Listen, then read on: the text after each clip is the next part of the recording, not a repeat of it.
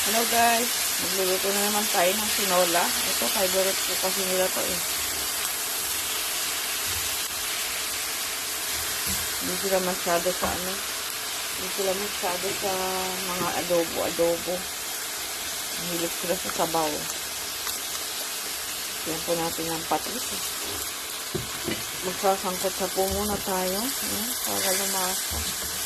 Ang tawag po yan sa amin ay isasangkot siya.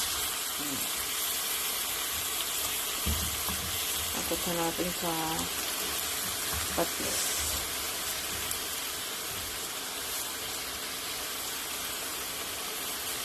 Ang tinola daw. Maglagay tayo ng ano.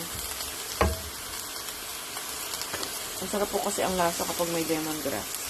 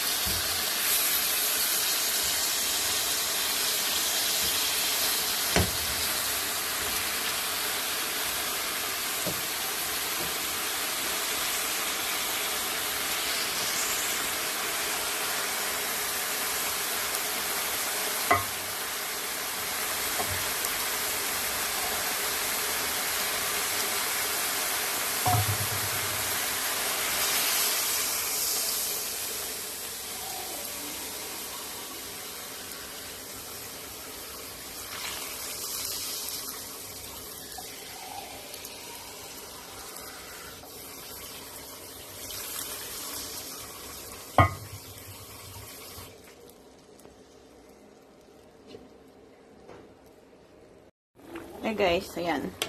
May gulay na yung aking tinola. Naghintay pa ako magbukas ang tindahan. Ayan, sayote lang po ito. Yung malunggay, dito ko na lang sa bahay. Meron akong stock ng malunggay.